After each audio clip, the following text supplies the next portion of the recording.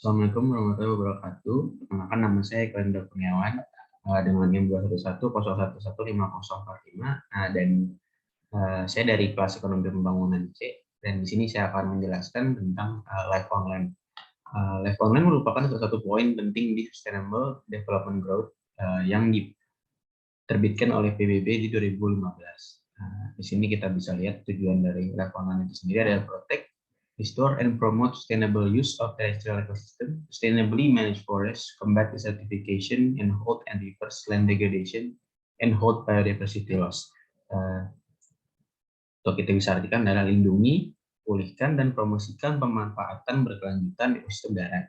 Kelola hutan secara berkelanjutan, memerangi pemburunan, dan menghentikan serta membalikan degradasi lahan dan menghentikan hilangnya keanekaragaman hayati. Dari penjelasan tersebut dapat dipastikan bahwa tujuan utama dari poin ke-15 SDG ini adalah pelestarian segala bentuk kehidupan di daratan dan habitat yang menjadi bagian penting dalam suatu ekosistem itu sendiri. Nah, di sini kita bisa lihat beberapa main outcome atau goals yang tertera dalam Life Online itu sendiri adalah conserve and restore terrestrial and freshwater ecosystem, and deforestation and restore degraded forests, and desertification and restore degraded lands, ensure conservation of mountain ecosystem, protect biodiversity and natural habitats, protect access to genetic resource and fair sharing of the benefits, eliminate poaching and trafficking of protected species, prevent invasive alien species on land and water ecosystem, integrate ecosystem and biodiversity in governmental planning. Dan agar semua tujuan tersebut dapat dicapai, dapat 3 cara, yaitu kita bisa lihat di sini, increase financial resource to conserve and sustainably use ecosystem and biodiversity. Meningkatkan sumber daya keuangan untuk melestarikan dan menggunakan ekosistem dan keanekaragaman hayati secara berkelanjutan. Kedua, itu ada finance and incentivize sustainable forest management, atau membiayai dan memberi insentif pada pengelolaan hutan lestari. Ketiga, ada combat global poaching and trafficking, itu memerangi perburuan dan perdagangan ilegal. Dari ketiga cara tersebut dapat dilihat bahwa financial resource merupakan hal penting dalam segala bentuk pelestarian, karena melarikas dari hal-hal yang menyebabkan degradasi lahan atau penebangan hutan dan penggundulan adalah keberadaan proyek-proyek atau pengembangan baru di daerah tersebut seperti perumahan, pabrik, atau bahkan pembukaan lahan perkebunan baru seperti sawit, yang mengharuskan adanya penebangan hutan sekitarnya dan pengalihan penggunaan lahan di sekitarnya. Nah, dalam pelestarian lingkungan atau ekosistem dibutuhkan juga regulasi yang ketat serta penegakan hukum yang kuat. Nah, demi terjaganya ekosistem atau lingkungan tersebut. Nah, di Indonesia sendiri itu terdapat regulasi atau peraturan yang mengatur upaya pelestarian lingkungan hidup itu sendiri. Itu Undang-Undang Nomor 32 Tahun 2009 tentang Perlindungan serta Pengelolaan Lingkungan Hidup atau PPLH. Nah, Undang-Undang Nomor 32 Tahun 2009 ini berisikan 127 pasal dengan perlindungan serta pengelolaan lingkungan hidup sebagai fokus utama. Undang-Undang Nomor 32 Tahun 2009 berisikan upaya sistematis dan terpadu untuk melestarikan lingkungan, serta sebagai upaya pencegahan terjadi pencemaran atau kerusakan lingkungan hidup. Nah, di Undang-Undang Nomor 32 Tahun 2009 ini tentang perlindungan serta pengelolaan lingkungan hidup, di pasal 1 ayat 2 yang berbunyi perlindungan dan pengelolaan lingkungan hidup adalah upaya matematis dan terpadu yang dilakukan untuk melestarikan fungsi lingkungan hidup dan mencegah terjadinya pencemaran atau kerusakan lingkungan hidup yang meliputi perencanaan, pemanfaatan, pengendalian, pemeliharaan, pengawasan, dan penegakan hukum. Undang-Undang Nomor 32 Tahun 2009 membagi upaya perlindungan dan pengelolaan lingkungan hidup menjadi 6 bagian, yaitu perencanaan, pemanfaatan, pengendalian, pemeliharaan, pengawasan, serta penegakan hukum. Nah, sebelum kita masuk di dalam ke Undang-Undang Nomor 32 Tahun 2009, kita di sini bisa lihat tujuan dari undang-undang itu sendiri itu apa sih? Dan sini kita bisa lihat yang pertama adalah melindungi wilayah NKRI dari pencemaran atau kerusakan lingkungan hidup. Kedua, menjamin keselamatan, kesehatan, dan kehidupan manusia. Ketiga, menjamin kelangsungan kehidupan makhluk hidup serta kelestarian ekosistem. Keempat, ada menjaga kelestarian fungsi lingkungan hidup. Kelima, ada menjaga mencapai keserasian, keselarasan, dan keseimbangan lingkungan hidup. Keenam, ada menjamin terpenuhinya keadilan generasi masa kini serta masa depan. Ketujuh, ada menjamin pemenuhan serta perlindungan hak atas lingkungan hidup sebagai bagian dari hak asasi manusia. Kedelapan, ada mengendalikan pemanfaatan sumber daya alam secara bijaksana. Kesembilan, ada mewujudkan pembangunan berkelanjutan. Kesepuluh, ada mengantisipasi isu lingkungan global. Nah, usaha perencanaan, perlindungan, dan pengelolaan lingkungan hidup dilakukan dengan 3 tahapan.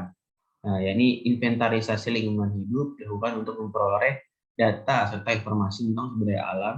Inventarisasi dilakukan dalam tingkat wilayah ekoregien, kepulauan, serta nasional.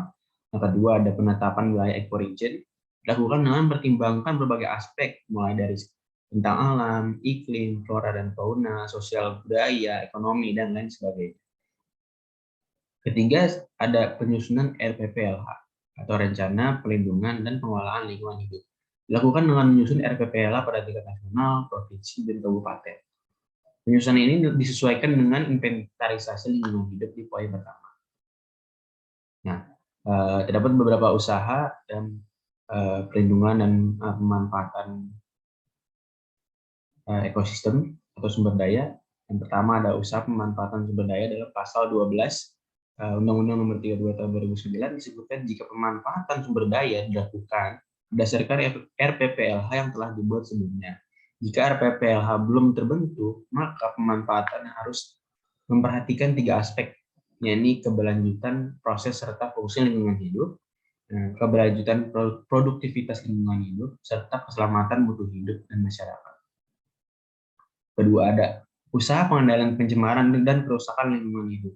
Terdapat dalam pasal 13 Undang-Undang Nomor 32 Tahun 2009 disebutkan jika upaya pengendalian ini dilakukan melalui 3 cara, yaitu pencegahan, penanggulangan, serta pemulihan lingkungan atau ekosistem. Pengendalian pencemaran atau kerusakan lingkungan hidup ini dilaksanakan oleh pemerintah daerah, dan penanggung jawab usaha atau kegiatan sesuai dengan kewenangan, peran, dan tanggung jawab masing-masing. Ketiga, ada usaha pemeliharaan lingkungan hidup. Terdapat dalam pasal 57 Undang-Undang Nomor 32 Tahun 2009 disebutkan jika upaya pemeliharaan lingkungan hidup dilakukan melalui 3 cara, yakni konservasi sumber daya alam, pencadangan sumber daya alam, dan pelestarian fungsi atmosfer. Konservasi sumber daya alam meliputi perlindungan sumber daya alam, pengawetan sumber daya alam, dan pemanfaatan secara lestari sumber daya alam tersebut. Keempat, terdapat usaha pengawasan dan sanksi administratif terdapat dalam pasal 71 hingga pasal 83. Disebutkan bahwa usaha pengawasan dilakukan oleh pejabat atau pihak terkait mengenai perlindungan serta pengelolaan lingkungan hidup. Dalam pasal tersebut juga dibahas tentang adanya sanksi administratif yang akan diberikan jika ditemui adanya pelanggaran. Contohnya lewat teguran tertulis, paksaan pemerintah, pembekuan izin lingkungan, atau pencabutan izin lingkungan. Dalam melaksanakan tugasnya, pejabat pengawas lingkungan hidup dapat melakukan koordinasi dengan pejabat penyidik pegawai negeri sipil. Selain itu, penanggung jawab usaha atau kegiatan dilarang menghalangi pelaksanaan tugas pejabat pengawas lingkungan hidup. Nah, kelima, ada usaha penegakan hukum disebutkan sebagai tindakan lakukan jika ada pihak yang melanggar ketentuan yang telah disebutkan dalam Undang-Undang Nomor 32 Tahun 2009. Contohnya dengan pemberian hukuman pidana penjara paling lama 1 tahun serta denda paling banyak 1 miliar. Jadi yang dapat kita ambil dari Undang-Undang PPLH ini sendiri adalah pemerintah sudah menerapkan regulasi dan mengeluarkan peraturan yang cukup kuat untuk melindungi ekosistem yang ada di sekitar kita, dan kita sebagai manusia kita harus bisa menjaga dan melindungi ekosistem kita, ekosistem di sekitar kita, demi tercapainya kelestarian lingkungan tersebut hingga bisa dinikmati untuk generasi masa depan. Tanggung jawab dalam perlindungan dan pemeliharaan ekosistem itu sendiri tidak hanya menjadi tanggung jawab pemerintah atau masyarakat, tapi menjadi tanggung jawab semua kalangan masyarakat, pemerintah, semua manusia yang ada di dunia ini, terutama di Indonesia. Itu merupakan tanggung jawab moral obligation untuk melindungi dan menjaga apa yang kita punya demi kelangsungan hidup generasi masa depan.